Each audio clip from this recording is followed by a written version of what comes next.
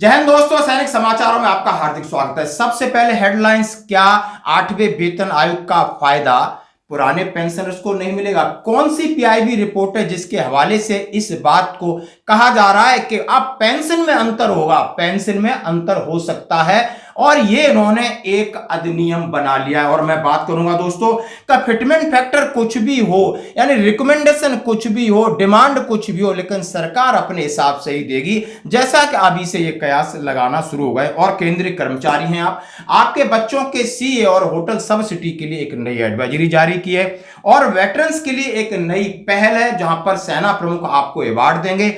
और जम्मू एंड कश्मीर में बड़ा आतंकी हमला, 4 जवान शहीद, एक बड़ा अधिकारी सहित 4 से 5 जवान घायल हैं, आखिर 3 आतंकी हुए हैं ढेर। और बात करूंगा दोस्तों नेताओं कि संसद में तू मैं कि तुम्हारी वजह से घुसपैठ हो रही है, और लेकिन जवान हो रहे हैं शहीद और नेता अपनी नेतागिरी में मस्त हैं। तो दोस्तों खबरें करते हुए साथ से सबसे पहले मैं उस पीआईबी रिपोर्ट को आपके सामने रखना चाहूंगा जिसके हवाले से कहा जा रहा है कि अब पेंशन में अंतर हुआ। Ministry of personnel public grievances and pension, validation of the central civil pension rule, principle for expenditure of pension liabilities from the consolidated fund of India passed in Lok Sabha as part of finance bill के अंदर 25/3/2025 को एक bill pass होता है। उसमें क्या कहा गया है कि भारत सीधा कहा गया है, पीआईबी रिपोर्ट है 26 मार्च की। इससे बहुत सारे सवाल उठ गए, क्या 8वें वेतन आयोग का फायदा पुराने पेंशन यानी 65 लाख पेंशनर्स को नहीं मिलेगा? मिलेगा तो किसको मिलेगा और किसको नहीं मिलेगा, ये मैं आपके सामने क्लियर कर देता हूं। इन्होंने सीधे कहा है, the legislation regarding validation of CCS pension rule, principle of expenditure so and so, उन्होंने पेंशन रूल का हवाला देते हुए और एक फाइनेंस बिल में एक अमेंडमेंट की एक घोषणा की। उन्होंने कहा है, मान्यता कानून इस सिद्धांत को मान्यता देता है कि पेंशन नियमों के प्रति पूर्वाग्रह के बिना केंद्र सरकार के पास पेंशन भोगियों के बीच एक सामान्य सिद्धांत के रूप में अंतर स्थापित करने का अधिकार है। इसका मतलब आप हिंदी अंग्रेजी में समझ गए। The validation of the principle that without prejudice of pension rule, the central government has authority to establish distinction among pensions as general principle।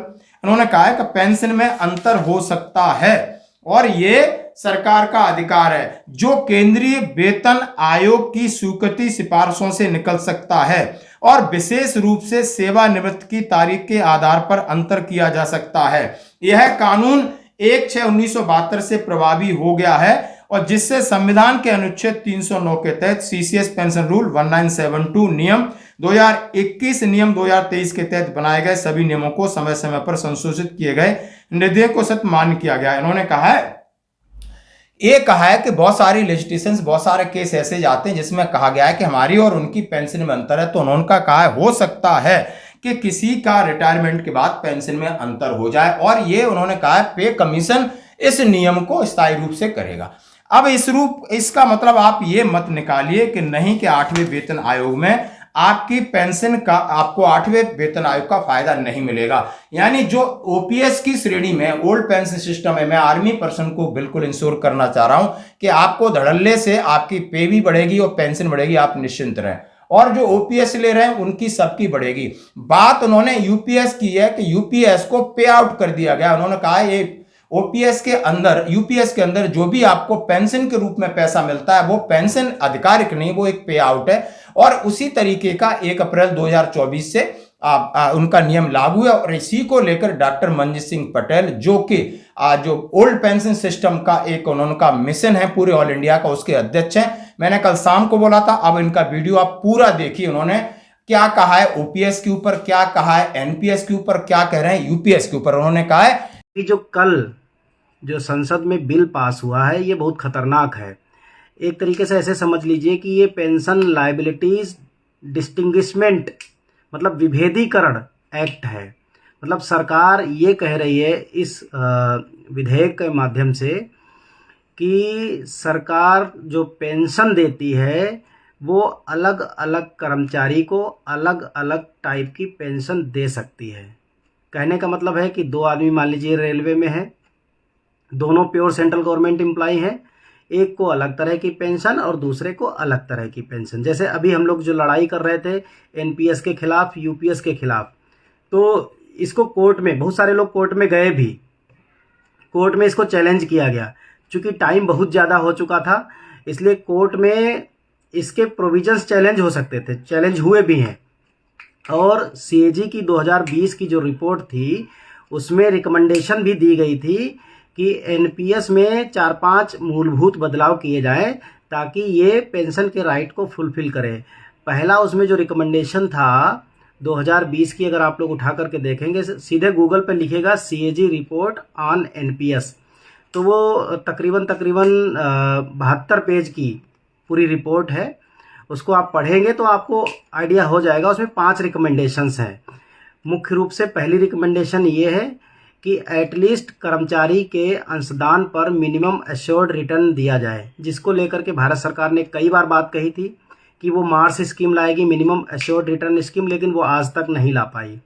दूसरा ये कहा गया था कि old age social income security की गारंटी देने के लिए कर्मचारियों को मिनिमम पेंशन की उसमें गारंटी दी जाए, क्योंकि एनपीएस में कोई मिनिमम पेंशन की गारंटी भी नहीं थी।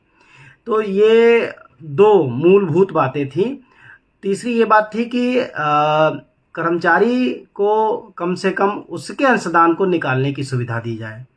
ये मतलब बहुत इम्पॉर्टेंट फैक्ट्स थे। खैर वो कभी लागू नहीं हुआ। सीएजी की रिपोर्ट को कभी मतलब सरकार ने उसको हाथ नहीं लगाया। बीच बीच में 2-3 बार न्यूज़ फ्लैश की गई कि सरकार मार्च स्कीम ला रही है, लेकिन वो कभी लाई नहीं। अभी फिर एनपीएस मजबूत होता रहा। वर्ष 2021 में जो latest 1972 CCS rules NPS implementation 2021 सबसे लेटेस्ट वो रूल आया, जो बेसिकली एनपीएस के कर्मचारियों के लिए है। और उसके बाद एक्स्ट्रा ऑर्डिनरी सीसीएस रूल्स 2023, क्योंकि जैसे ही एनपीएस में कोई बदलाव हुआ तो ओल्ड पेंशनर्स के लिए अलग से एक बदलाव करना पड़ा। आज मुझे आप लोगों के कमेंट नहीं मिल रहे हैं। अच्छा मिले मुझे कमेंट, क्योंकि कमेंट सेक्शन मेरा ऑन नहीं था। जी आप लोगों के अब मुझे कमेंट मिल पा रहे हैं। अब मैं देख सकता हूँ। अब आप जो कुछ भी लिखोगे तो मुझे दिख जाएगा। अभी तक मुझे कोई कमेंट नहीं मिल पा रहा था। तो कल जो एक्ट पास किया गया है ये एक तरीके से फिनेंस बिल है, और इस फिनेंस बिल में ये कहा गया है कि सरकार अलग अलग तरह की पेंशन पॉलिसीज बना सकती है। अब ये एक्ट बन गया है, यानी अब इस एक्ट को आप कोर्ट में चैलेंज नहीं कर सकते, क्योंकि कोर्ट तो काम करेगा एक्ट के हिसाब से। अभी तक ये चैलेंजेबल था, लेकिन अब इसको चैलेंज ही नहीं कर सकते। जैसे पिछले लाइव में हमने लोगों से रिक्वेस्ट की थी कि जितनी पॉसिबल हो सके यूनिफाइड पेंशन स्कीम के खिलाफ अपने यहाँ के हाई कोर्ट में अगर पिटीशन लगा दी जाए तो डेफिनेटली सरकार को पे आउट नहीं, पेंशन ही देना पड़ेगा। पता नहीं, शायद इन्हीं सब बातों से ऐसा कुछ, क्योंकि सरकार की पहले से तैयारी रही होगी, सरकार को पता होगा कि इसका विरोध हम लोग करेंगे, और विरोध के चलते वो इस एक्ट को लेकर के आई है। तो अब उन्होंने ये कहा कि इसको चैलेंज नहीं कर सकते, ये सरकार अलग अलग तरह की पेंशन पॉलिसी ले आएगी। दूसरी सबसे बड़ी बात ये कहा है कि जो पेंशनर, मतलब ऑलरेडी जो पेंशनर हैं, पे कमीशन आएगा तो पे कमीशन का लाभ केवल वर्किंग क्लास को मिलेगा, केवल वर्किंग एम्प्लॉय को मिलेगा। अभी तक क्या होता था कि पे कमीशन का लाभ न केवल वर्किंग एम्प्लॉय को मिलता था, बल्कि जो लोग रिटायर्ड हैं उनकी पेंशन भी पे कमीशन के हिसाब से मॉडिफाई हो जाती थी, मल्टीप्लिकेशन फैक्टर के हिसाब से बदल जाती थी, तो उसका लाभ पेंशनर को भी मिलता था। अब देखिए परसों में TV9 का एक प्रोग्राम है मनी 9, उस पर मैं लाइव था उनके स्टूडियो से। वहाँ मैंने पहली बार इस बात को ओपन किया था कि यूनिफाइड पेंशन स्कीम में कहीं पर भी इस क्लास की व्यवस्था नहीं की गई है कि सरकार इन पेंशनर्स को पे कमीशन का बेनिफिट देगी। और आज वो तस्वीर लगभग क्लियर है कि ओपीएस वाले, हो सकता है कि भविष्य में ओपीएस को भी कहीं ना कहीं ये मुश्किल का सामना करना पड़े, क्योंकि सरकार लगातार कैंची चलाती जा रही है, सरकार की मंशा पर सवाल उठाए, और इस तरीके के सवाल उठाना लाजमी है दोस्तों। और इसके साथ ही उन्होंने कहा है कि वर्ष 2026 में किसी दिन पे कमीशन की रिपोर्ट आ जाएगी, उसके सुझाव भी जैसे तैसे लागू हो जाएंगे, और फिर ब्लेम गेम वाले नेता, उनके समर्थक चिल्लाना शुरू करेंगे कि हमें ये फिटमेंट फैक्टर मंजूर था और सरकार ने ये क्यों दिया, सरकार के दलाल और चापलूस नेताओं ने ये करवा दिया। हमारी तो मांग है कि फिटमेंट फैक्टर इतना था और इससे कम किस कीमत पर मंजूर नहीं है, लेकिन सरकार के साथ कुछ चापलूस नेताओं ने गद्दारी करके पैसा खा लिया। पर यह हकीकत है कि ब्लेम गेम नेता केवल इसी काम के लिए बने हैं। इनके पास न तो कोई विजन है, न कोई पेपर वर्क है, बस जो भी काम होगा उसमें नुक्स निकालकर दूसरों को बदनाम करेंगे ताकि पब्लिक की सहानुभूति मिलती रहे और धंधा चलता रहे। ऐसा ही है अपना देश क्या करे। यानी ये उन्होंने अपना एक मंशा जाहिर की है कि देश में ऐसा ही है कि आप समझ सकते हो कि फिटमेंट फैक्टर में कुछ भी हो, लेकिन सरकार पहले ही मन बना चुकेगी कि सरकार ने क्या देना है। उसमें नेता पहले सरकार के ऊपर दबाव नहीं बनाएंगे, पहले उसका होमवर्क नहीं करेंगे, पहले उनके सामने अपनी बात नहीं रखेंगे, उसके बाद वो नेतागिरी करेंगे सहानुभूति बटोरने के लिए कि सरकार को ऐसा नहीं करना चाहिए था, वैसा नहीं करना चाहिए था। साथ में कहा कि एक संसद जी का बयान आया है, जिस हिसाब से महंगाई बढ़ी है उस हिसाब से उनकी सैलरी और पेंशन ही बढ़ी है। अभी आप देख सकते हो कि महंगाई के हिसाब से संसद को बड़ी परेशानी हो रही है कि यानी यहां तो अभी तक डीए की घोषणा नहीं हो रही, 2% 2.99 को 2 में दे रहे हैं, और संसद की आपने देखा होगा संसद सदस्यों की 1,24,000 31,000 पेंशन होने के बाद उनका यह दर्द है कि हमारी पेंशन महंगाई के हिसाब से पे और पेंशन नहीं बढ़ी है। तो भाई पैसा सबको कम ही नजर आता है और संसदों को खासकर नेताओं को ज्यादा कम आ रहा है, इसलिए केंद्रीय कर्मचारी लगातार इनको लताड़ भी लगाना शुरू कर दिया है। अब जब से इनकी पे पेंशन बढ़ाई है और ये 8वें वेतन आयोग के ऊपर राजनीति कर रहे हैं, ये सब मिले जुले हैं, सब एक ही थाली के चट्टे बट्टे हैं। ये आपकी मांगे, गरीबी की मांगे ये नहीं करेंगे। इनको तो चाहिए कई किसी ऐसे मुद्दों को कमलाइज करेंगे जिससे भाईचारा और सौहार्द खराब हो। और इसीलिए आपको ये वीडियो देखना होगा। हमारे मेजर जनरल मौर्य साहब ने कहा है कि सेना आज ताकतवर है, सेना मजबूत है, तो उसमें भाईचारा सबसे बड़ी चीज है। ये बहुत से लोग ना ये सोचते हैं कि पता नहीं आर्मी की एयरफोर्स की ताकत शायद हवाई जहाज़ों से होती है, टैंकों से होती है, लेकिन मैं कहता हूँ कि असली ताकत जो है ना हमारी है, जो हमारी सर्वधर्म सेकुलर फैब्रिक है ना जो इंडियन आर्मी का, वो सबसे बड़ी ताकत है हमारी। ये मंदिर है और पीछे गुरुद्वारा साहब है जहाँ से मैं अभी निकल के आया हूँ। तो ये है हमारी सबसे बड़ी ताकत जो है इंडियन आर्मी की और इस देश की है, ये सेकुलरिज्म और ये सर्वधर्म की जो हमारी सबको इक्वल रिस्पेक्ट है ना, सबको इक्वल रिस्पेक्ट और सबके लिए इक्वल आदर और सम्मान और सर्वधर्म समभाव। सभी धर्मों को हम एक प्रकार से देखते हैं, सभी के प्रति एक जैसी निष्ठा है, विश्वास है।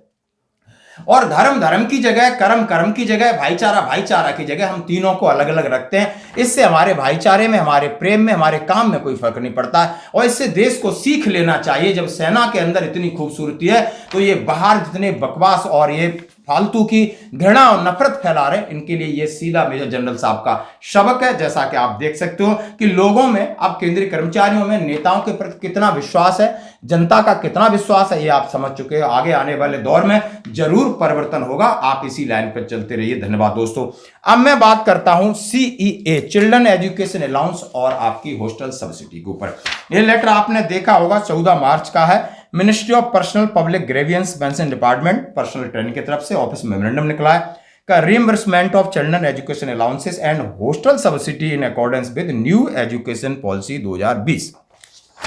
नई पॉलिसी के हिसाब से, नई शिक्षा नीति 2020 के अनुसार से आपका एजुकेशन भत्ता और छात्रावास सब्सिडी की प्रतिपूर्ति सरकार ने नई शिक्षा नीति के तहत 100 उन्होंने कहा है कि कक्षा 1 से 12वीं तक नामकरण पर ध्यान दिए बगैर, यानी आपको LKG UKG उसका भी मिलेगा। 3 कक्षाओं में पढ़ने वाले बच्चों के संबंध में स्वीकार है। पॉलिटेक्निक, ITI, इंजीनियरिंग कॉलेज से डिप्लोमा सर्टिफिकेट कोर्स के शुरुआती 2 वर्षों के लिए भी यदि बच्चा 10वीं कक्षा उत्तीर्ण करने के बाद पाठ्यक्रम करता है और सरकारी कर्मचारियों को 11वीं 12वीं कक्षा में अध्ययन के लिए बच्चे के संबंध में CA और छात्रावास सब्सिडी नहीं दी गई है।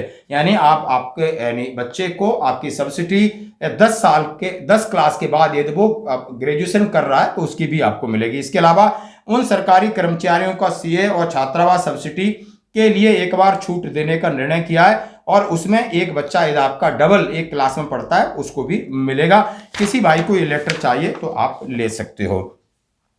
अब मैं बात करूंगा दोस्तों एक सेना प्रमुख की नई पहल, और इससे पहले मैं बात करना चाहता हूं जम्मू और कश्मीर में हमारे 4 जवान शहीद हुए हैं और वहां पर 2 से 3 आतंकवादी ढेरे हुए और एक बड़ा अधिकारी डीएसपी रैंक का घायल हुआ है। 4 से 5 जवान भी और घायल हुए हैं। तो जेएंडके कठुआ जिले में आतंकियों के साथ जबरदस्त मुठभेड़ जो कि रविवार से चल रही है दोस्तों, वहां पर 4 जवान की शहादत हुई है। रमजान के इस पाक महीने में इस कायरान हरकत को लेके एक पुलिस डीएसपी रैंक के और 4 सुरक्षाकर्मी घायल हुए हैं और ये ऑपरेशन भारतीय सेना, एनएसजी, एसएसबी, पुलिस का विशेष बल और सीआरपीएफ मिलकर के रविवार से लगातार कठुआ के अंदर संदिग्ध आतंकवादी जो कि सेना की वर्दी में थे, एक घर में पानी मांगा, तब से उन्होंने कॉर्डन और सर्च का चल रहा है और लगातार फायरिंग चल रही है। आज 5वां दिन है और इतने लोगों की वहां पर शहादत हुई। दोस्तों अब बढ़ते हैं एक और अगली खबर की तरफ। जैसा हम आपके सामने कह रहे थे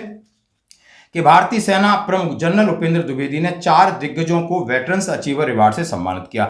आप समझ सकते हो कि यानी आप रिटायरमेंट के बाद अच्छा काम करते हो तो जरूर आप जिला सैनिक बोर्ड में जाइए।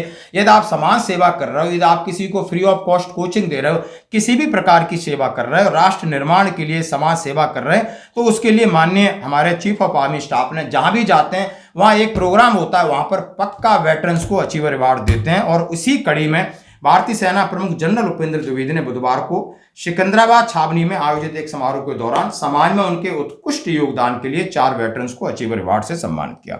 Lieutenant colonel Rajeev Sisodia, major Shivkaran, captain Bandi Venu और नायक लिंगला जगन रेड्डी अपने सैन्य कैरियर में पूरे समाज सेवा और राष्ट्र निर्माण के लिए असाधारण प्रतिबद्धता का प्रदर्शन किया। तो दोस्तों इस तरह की पहल में बहुत अच्छा लगता। अब मैं बात करूंगा इन नेताओं की जो कि राष्ट्र धर्म से पहले इनकी राजनीति और वोट बैंक है। आप जरा संसद में देखिए किस तरीके से गृह मंत्री चिल्ला चिल्ला के कह रहे हैं कि आप रोहिंग्या हो या बांग्लादेशियों से घुसपैठ सरकार करा रही है और ये पश्चिम बंगाल की सरकार को सीधा दोष दे रहे हैं कि जहां सरकारें होती हैं उनको अंदर लेके आती हैं और उनका आधार कार्ड बनाती हैं, वोट कार्ड बनाती हैं और अपने वोट बैंक बनाती हैं और यही आताताई बनते हैं, यही आतंकवादी बनते हैं, दिल्ली तक पहुंचते हैं। मान्यवर, ये बांग्लादेशी घुसपैठिए हो या रोहिंग्याज हो जो घुस कर आते हैं, पहले असम से भी आते थे जब कांग्रेस की सरकार, अब बंगाल से आते हैं टीएमसी की सरकार, घुस कर आते हैं। इनको आधार कार्ड दादा कौन देता है? नागरिक कहां के बने हैं? कहां के बने हैं? जितने बांग्लादेशी पकड़े गए 24 परगना जिले का आधार कार्ड और नागरिकता है मान्यवर। और ये जो आप आधार कार्ड इश्यू करते हो, वो आधार कार्ड लेकर, वो वोटर कार्ड लेकर ये दिल्ली तक आते हैं। आप उनको आधार कार्ड इश्यू न करो, आदमी क्या परिंदा भी पैर नहीं मार पाएगा। और दादा ये सब चीजें भी लंबे समय चलनी नहीं है। 26 में चुनाव है, बंगाल में कमल खिलेगा और पूरा बंद होगा।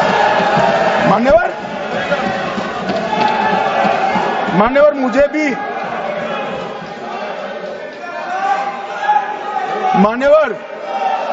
मैं आज कहना चाहता हूं,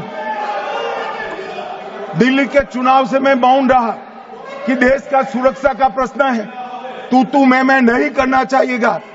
आज मौका भी है, दस्तूर भी है। इन्होंने सवाल उठाया, मैं बिल भी ये लेकर आया हूं, इसलिए मैंने देश की जनता को सत्य बताया है। ये 450 किलोमीटर जो आपकी कृपा से खुली रही है, वहीं से घुसपैठ है, वहीं नागरिक बनते हैं, वहीं आधार कार्ड बनाया जाता है और देश भर में फैल जाते हैं और पहुंच करके हमारे राष्ट्र को नुकसान पहुंचाते हैं। उन्होंने कहा कि बिल्कुल इनका मैं सफाया करके छोड़ूंगा, जो गृह मंत्री जी ने कहा। क्या नेताओं की कार्यशैली यही है? ये नहीं समझते कि देश को कितना नुकसान हो रहा है और फर्जी लोगों को अंदर ला करके, फर्जी डॉक्यूमेंट दे करके कितना आम जनता को, देश को नुकसान पहुंचा रहे हैं। शायद ये राजनीति इससे ऊपर है। आप समझ सकते हो ये कितने इनके प्रति क्या राष्ट्र धर्म है और क्या लोगों की सेवा है। ये सब नकली है दोस्तों। तो आज की खबरों में इतना ही, बने रहिए हमारे साथ। धन्यवाद।